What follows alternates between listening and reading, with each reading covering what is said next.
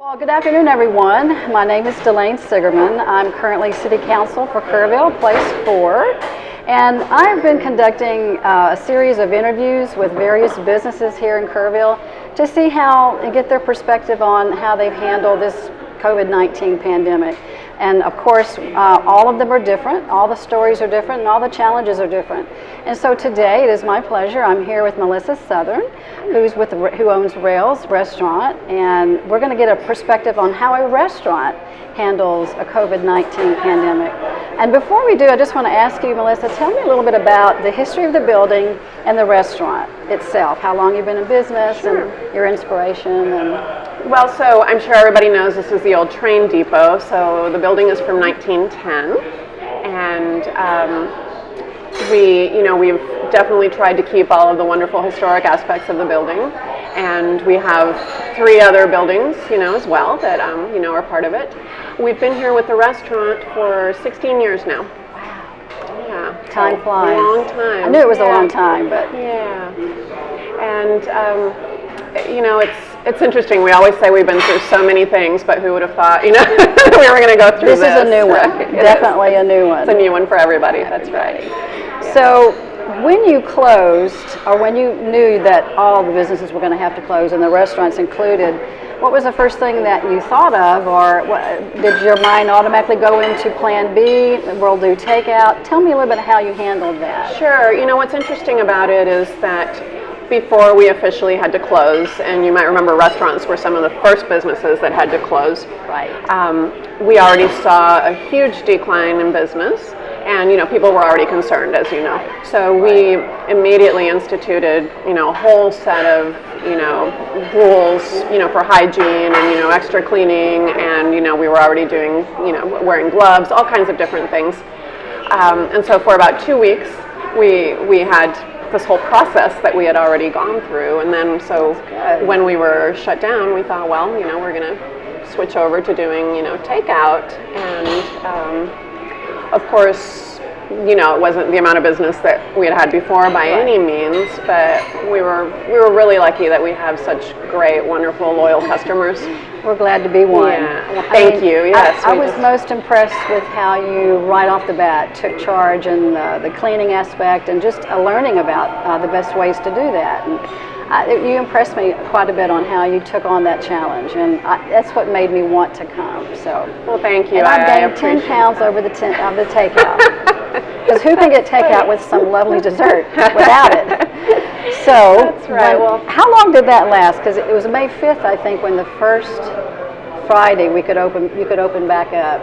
So was that like 45 to 60 days? Exactly, about a month and a half. It's all sort of a blur. You start wondering, when exactly, each thing happened. But we did, and then we had about 5 days notice to, be able to open up again. So, that was quite a challenge as well.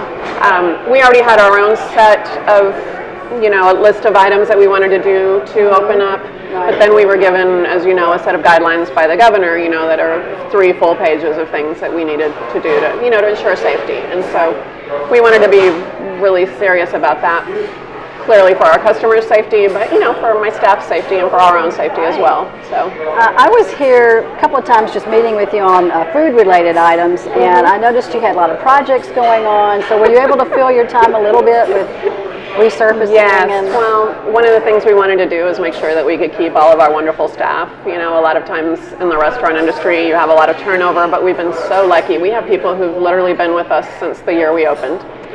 And so we wanted to be able to keep all of our staff. So, some staff felt uncomfortable being here, and so, they were fine. They were on, just a paid leave. But some of our staff still wanted to work, so we sort of changed hats, and instead of cooking, we were painting. We painted the inside of the restaurant. We refinished all the tables.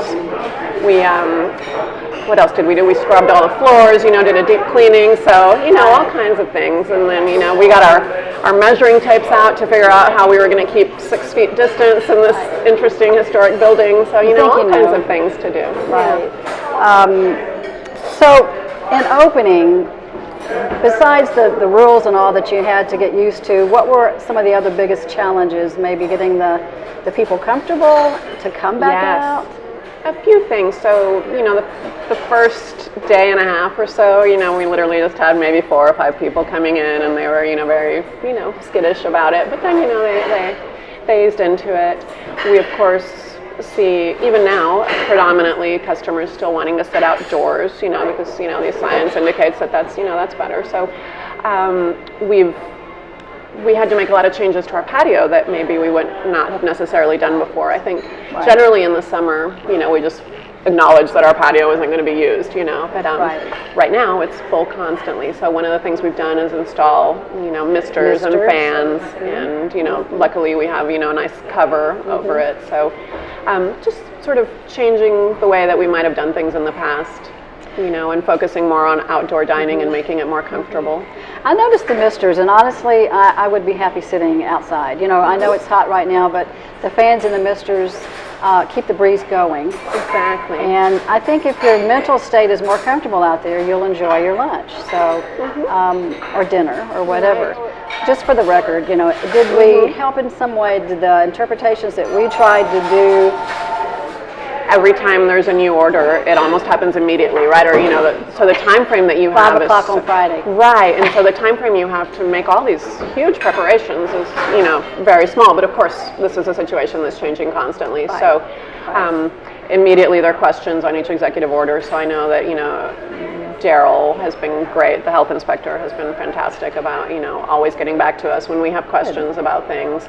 And we were given a huge packet that sort of, reiterated what the executive orders for opening stated, but also gave us some helpful things that you actually could still see posted up front, which are, the social distancing signs and, the hand sanitizing station signs. So that was on my list of things to do, and so it was really nice to already have a pre-made sign that I could use. So, well, and if you have those tools, you don't have to leave it to the business person to come up with it in addition to all the other things they're trying to do. So, exactly. That was their goal, and I'm glad that helped. Is there anything? Well, I guess I've tried to ask everyone, what's the biggest thing you've learned from all of this? It's probably not just one thing either. No, but so I'm going to put a positive spin on this reply. Well, the one thing that was so precious to me was so much support that we had from the community, so I need to say that. It is just amazing to me how from day one when we shut down, I had people calling and saying, listen, we can't come into the restaurant. Several people said this, we can't come into the restaurant, but we're sending you money to please give out to the servers so that they're okay during this time. Things like that. They're just, so wonderful. Or I have a few people who literally came and got a takeout order every single day we were closed. Just amazing things like that you just can't imagine, would happen. But that's what's so wonderful about this town, about just our wonderful customers. Other than that, I think a positive that maybe has come out of this is it's almost simplified our lives in some way. I think that you start thinking about what's important and what's really essential. So in some ways, I think that I'm trying to take positives out of all of this. What else can we do? That's right. And so we're just grateful to be open, grateful to be able to be here every day, and wanting to stay safe and wanting everyone to stay safe. So. Well, it's certainly wonderful to see it bustling in here with customers, and I thank you for your time. I thank you for enduring the time that you couldn't be normal, and we'll continue to do takeout even when we don't have to, because I love your food. My husband and I eat here a lot, so. I appreciate that. Okay, well, I think that wraps it up, and thank you very much for being here and opening up your heart and mind to just what you've been through. And we hope that we helped, and we're here for you if we have to help and continuing to help you, so in any way. Thank you. Okay. Continued good success for you. Thanks. Okay. That's it. Have a cupcake. Thank you, Melissa.